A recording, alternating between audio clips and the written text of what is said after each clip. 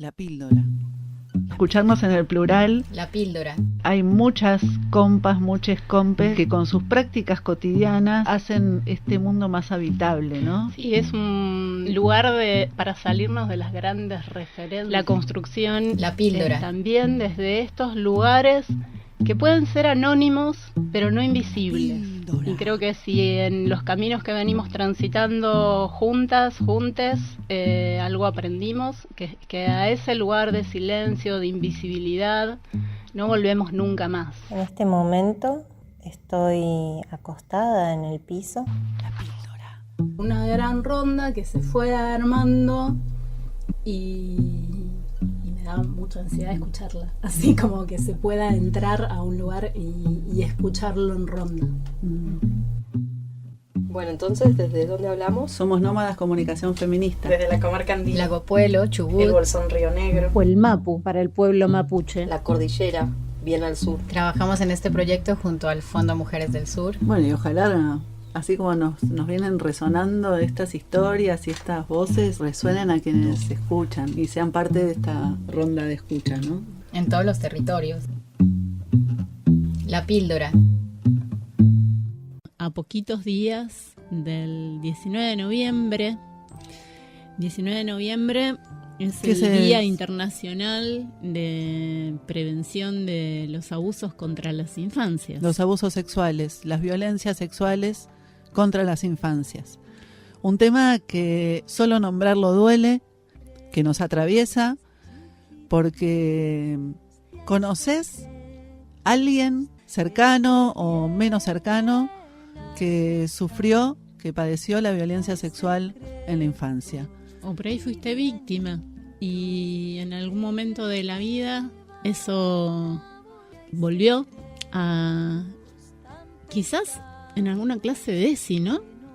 Porque desde el 2007, por suerte, no por suerte, sino por mucha lucha por mucha lucha del movimiento feminista, de mucha gente consciente y comprometida que acompañó.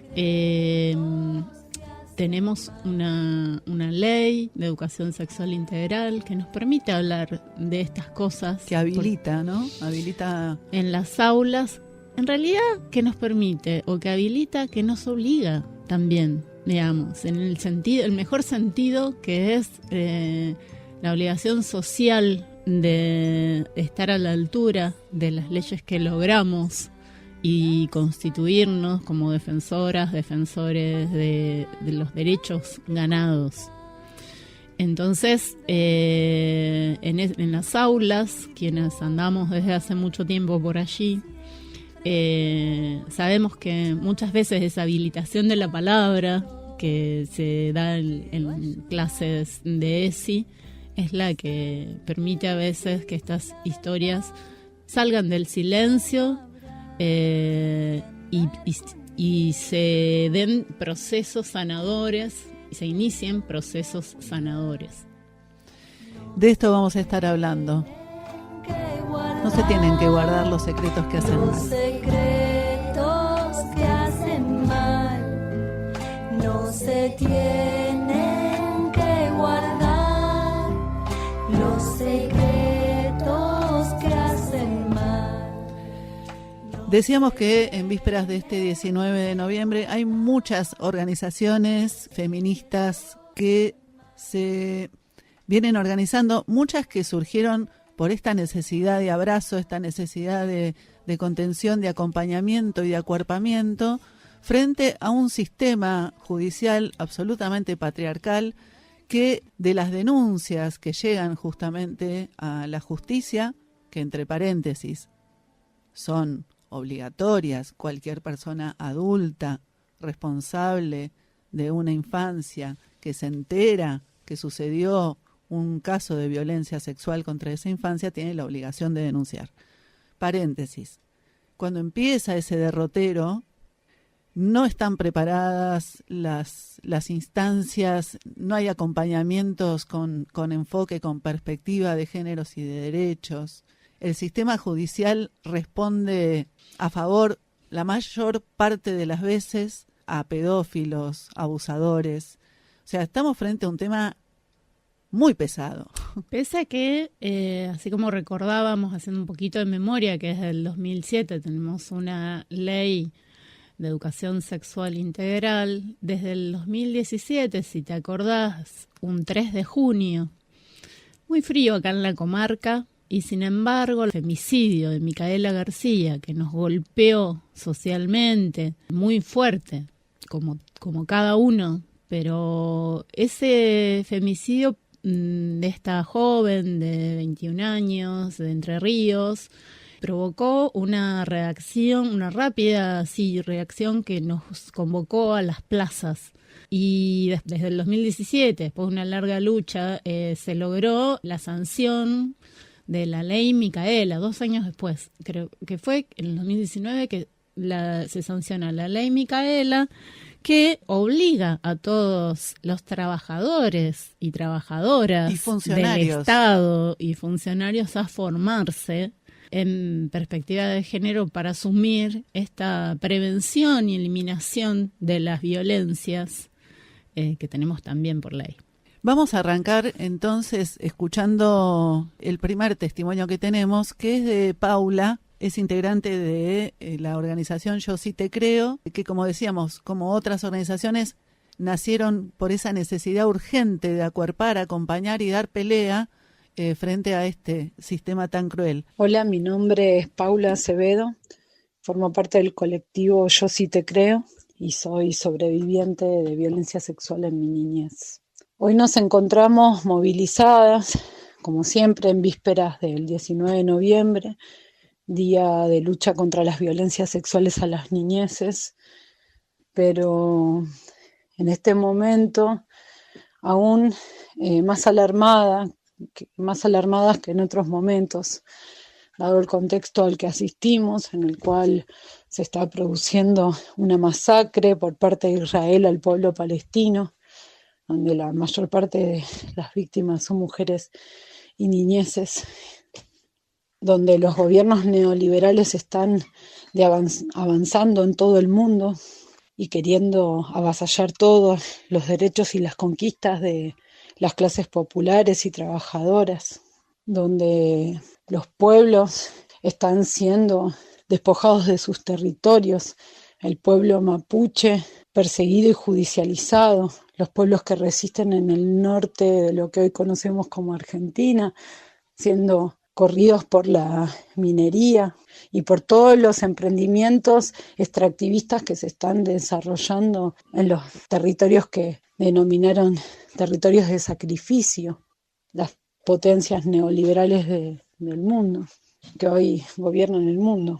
En este contexto en el que los jubilados y las jubiladas son reprimidas constantemente, mientras se vulneran cada día más las condiciones de vida de ellos especialmente y de toda la población, en un contexto en el que se dejan pudrir los alimentos, mientras las niñeces no les llega un plato de comida por día, donde cada vez existen menos posibilidades de trabajo, cada vez las condiciones laborales son más adversas, e incluso quienes pueden trabajar de manera registrada están ante la pérdida de los derechos conquistados con tantos años de lucha y de resistencia. Y sin embargo, las centrales sindicales, en complicidad con los malos gobiernos, no salen a decir nada.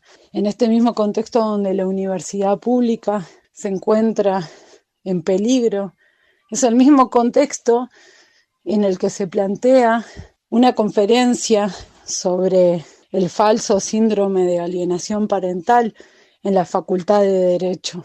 Difícil de entender que algo que está basado en argumentos falsos, que no tienen base científica, que revictimizan a las niñeces que han sido víctimas de violencia sexual, que busca perseguir a las madres, padres, sadres que protegen esas niñeces. Un argumento inventado por un tal Garner, pedófilo confeso, que no tendría que tener ninguna validez jurídica porque no la tiene, pero sin embargo es tomado por la institución que administra la justicia para defender a los pedófilos y para condenar a quienes protegen esas niñeces. Esto es desarrollado en la facultad de Derecho que hoy salimos a defender en las calles. Entonces realmente nos encontramos ante un panorama difícil de explicar, pero que a su vez nos encuentra en la calle organizándonos. Este 21 de noviembre nos encuentra en la Plaza de Mayo. Si bien nosotras siempre desarrollamos festivales y acciones en Congreso históricamente desde el colectivo y todas las organizaciones que luchamos contra las violencias sexuales en las niñeces, pero en este año apoyando, entrelazando luchas, vamos a estar primero acompañando la ronda de las madres respetuosamente y luego llevando a cabo nuestra ronda de pañuelos rojos en lucha contra las violencias sexuales hacia las niñeces, en este contexto que, como les decía, viene muy complejo para quienes protegemos las niñeces, para quienes denunciamos las violencias sexuales, con persecución, con proyectos de ley que buscan perseguirnos y revictimizarnos. Así que hoy más que nunca nos parece que es urgente salir a las calles y salir a gritar bien fuerte que violencia sexual en las niñeces nunca más, compañeros. Gracias, Paula, por este contexto, ¿no? Qué fuerte, digo. Hay un montón de territorio ganado en la lucha, que es todas estas leyes que venimos recordando, mencionando, y que son herramientas fundamentales. Pero bueno, también todo lo que queda por hacer y también este momento particular donde algunos de los argumentos más fachos están recrudeciendo y instalándose a la orden del día desde los altos funcionarios y también, bueno, nuestras organizaciones que necesitan fortalecerse en nuestro encuentro, en nuestras redes, que necesitamos fortalecerlas en un contexto donde quienes armamos esas redes, lesbianas, mujeres, trans, travestis, seguimos siendo las más golpeadas en este contexto, en estos contextos de crisis económica. Por eso el desafío también es contar, informarnos, compartir estas palabras, compartir estos testimonios para rimar, ¿no? Para rimar en tiempos así, justamente repartir entre más las tareas del acuerpamiento son más sostenibles en el tiempo, porque las situaciones siempre son de largos tiempos. Los acompañamientos son procesos por ahí de años. Y ni nos imaginamos la cantidad, ni queremos imaginar lo que significa para una mujer o una disidencia que está llevando adelante la denuncia por el cuidado de una infancia violentada sexualmente, que no cuente con red, ¿no? Es 10 veces peor, no sé, es inimaginable. A nuestro favor tenemos también eso, cuánto hemos aprendido de la organización de acompañamientos en estos últimos años. Y las nómadas, que así nos fuimos juntando también en el 2017, ahí cuando arrancaba el 3 de junio, entre tantas cosas que nos pasaban en el territorio. En ese momento, una de nuestras primeras producciones fueron algunas producciones radiales que se llamaron Soy Juana. Y esas Soy Juana contaban, ficcionando, historias reales, historias de violencia. Una fue la violencia institucional que sufrió una mamá cuidadora, justamente en el proceso de denunciar y defender a su hija. Y gracias, le agradecemos profundamente porque está llegando hoy con su palabra y este encuentro al aire de tantos años después. Nos emociona, se lo agradecemos y de esta manera su voz se suma a acuerpar a todas las que seguimos en la lucha como cuidadoras, como acompañantes. Así que la escuchamos. Es un camino para siempre. Mi camino empezó por el invierno del 2013, al enterarme que mi hija en ese momento, con 11 años, me decía que el papá de su hermana estaba haciéndole cosas que no le gustaba, como tocarle sus partes íntimas. En ese momento el mundo se me cayó encima, no sabía qué hacer, aunque siempre tuve muy en claro que yo le creía. Yo sí te creo. Siempre me acuerdo el día del femicidio de Micaela. Cuando vi su hermosa sonrisa, me dije, no quiero que el próximo cartel sea el de mi hija. Basta con encubrir a los abusadores y exponer a las víctimas que en realidad solo vuelven a revictimizar. Ese día fui a la plaza, como era el mensaje, ¿no?, de encontrarnos en las diferentes plazas de los pueblos. Y ahí escuchaba, las personas mientras que querían organizar encuentros con la jueza para buscar estrategias de ayuda. Alcé mi voz y un poco temblando, ¿no? Y dije, no crean que en la justicia encontraremos respaldo. Todo lo contrario. Muchas veces la necesidad urgente que la justicia acompañe, que te guíe, que te diga cómo son las cosas, qué tenés que hacer, cómo hacerlo, alivianar el camino, estar a la altura de la situación, encontrás todo lo contrario, ¿no? O sea, mucho destrato, muchísimo abuso de poder, poniendo en dudas todo el tiempo tu verdad, la no escucha, dilatar los tiempos, ir a mediaciones con el abusador, minimizando todo. Por supuesto que sos la loca, sobreprotectora, utilizando a tus hijos. Mientras tanto, tu economía se quiebra, muchas veces en tu trabajo ya no le convenís, porque sos una persona conflictiva, porque sos una persona peligrosa, porque sos una persona que podés atraer situaciones que todos de alguna manera se lavan la mano porque dicen, no, yo tengo que escuchar las dos voces, viste cómo es, no puedo estar de un lado o del otro. Y no estamos hablando de eso, estamos hablando de la voz de un niño, y la voz de un niño se escucha y se cree. En esa plaza aquel día encontré la voz colectiva, el verdadero sostén que necesitaba la justicia social. Cuando uno entiende que lo personal es político, ya no tiene miedo de hablar. Ya no está esa vergüenza que te acecha en cada momento, en cada paso. Entro o no a la comisaría a hacer otra denuncia por violencia, entro o no al juzgado, voy para allá, voy para acá, dar vueltas alrededor de una manzana hasta que finalmente uno toma el coraje y enfrenta la situación. Ya cuando uno se siente acompañada por otros, ya las frases como, si pasó, por algo será, está loca, y quiere injuriar al abusador y utilizar a sus hijos, ya todo eso empieza a callar y se empieza a sentir una voz más poderosa, y es esa voz colectiva. Estamos escuchando a una mamá protectora que empezó ese camino en el 2013 y siguió muy acompañada desde el 2017.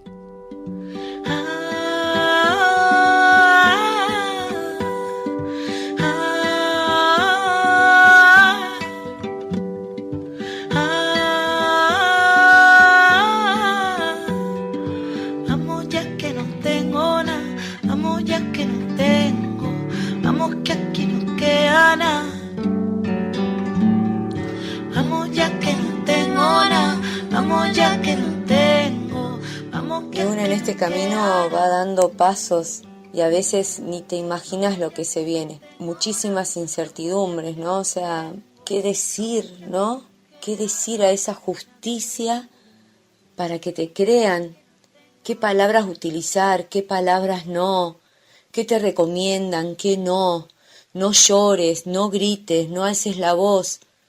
Pero por otro lado te hacen jurar ante un tribunal con muchísimos jueces, un gran libro apoyando la mano, que tenés que decir, juro decir toda la verdad. Pero también el abusador hace lo mismo, apoya la mano en ese libro y dice lo mismo. Y vos sabés que está mintiendo. Es muy difícil el camino. Son momentos crueles. Es la única palabra que he encontrado para describir semejante experiencia vivida, de una tremenda crueldad. Y la madre protectora continúa. Solo se puede avanzar, no se puede ir para atrás. Solo se puede avanzar. Y cada vez tenés más personas que te acompañan, que exponemos los carteles de los abusadores y de todos sus cómplices, como por ejemplo la jueza que hace días fue destituida de su cargo por denuncia de sus empleados. Pero también había denuncias y relatorías de madres protectoras sobre su enorme abuso de poder sin límites, sugiriendo, por ejemplo, que el abusador y yo debíamos ponernos de acuerdo por el bienestar de nuestros hijos, tal vez ir a la iglesia, tal vez ir a psicólogos, quién sabe, ¿no? ¿Quiénes somos nosotros para juzgar? El abusador de mis hijos fue absuelto en el primer juicio. Sin embargo, al ver cómo mi hija iba entrando en un túnel de angustia y de mucha desesperación, porque claro, quien suponía que la iban a cuidar, defender, creer, la consideraban mentirosa. Entonces tuve que volví por una segunda denuncia. Y ya mi hija con 15 años pudo decirme que había sido abusada reiteradamente por 5 años. Una vez más me di cuenta de la ingenuidad como madre, porque un abusador nunca abusa una sola vez.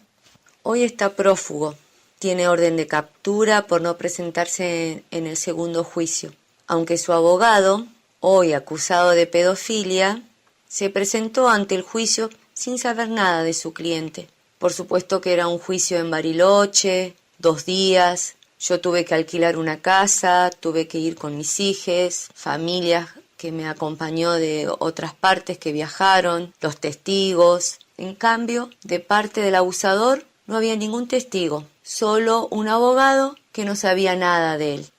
Qué curioso, ¿no? Hace ya 6 años que está prófugo.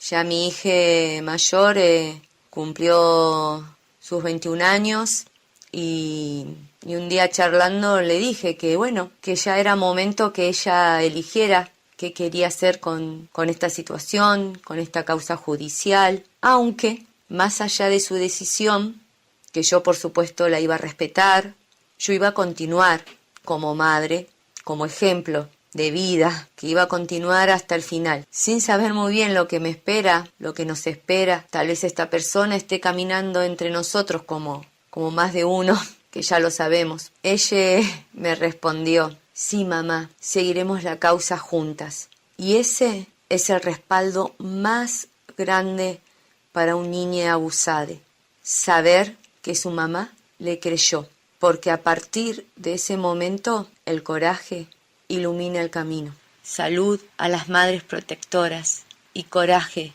mucho coraje para no rendirse. Yo te creo. Viajaremos en buen coma, la marea creciendo nos arrastra hacia algún lugar de sonido y silencio. Árbol resbala. Si está siendo madre protectora, este mensaje del corazón que llegue y que se es multiplique. muy valiente, muy amorosa, y agradecemos profundamente porque sabemos que volver a relatar es volver a pasar por el cuerpo, así que te agradecemos este abrazo con tu palabra. La píldora. La píldora. Un momento para escucharnos, querernos, abrazarnos, hacer memoria, imaginar, agradecer las cosechas, fermentar, compostar, confiar en las semillas, hasta que brote la esperanza. Somos la playa húmeda donde volverá la marea. Somos el río que suena trayendo mensajes de las cumbres de la montaña. Somos las piedras en movimiento. Somos tierra, viento y una enorme red de atrapasueños. Somos quienes somos porque nos hicimos juntos. Soy cualquier mujer que decidió tomar un pedazo de tierra para vivir y comer. Somos viento, somos sol y sueños multicolor. Somos este, norte, sur y oeste. La píldora. Breves historias libres de reproducción. Multicolor. Somos este, norte, sur y oeste. Escribimos en el tiempo junto a voces y miradas nuestros sueños. Somos quienes somos porque nos hicimos juntos. Somos Nómadas Comunicación Feminista. Desde la comarca andina. Lagopuelo, Chubut. El Bolsón Río Negro. O el Mapu para el pueblo mapuche. La cordillera, bien al sur.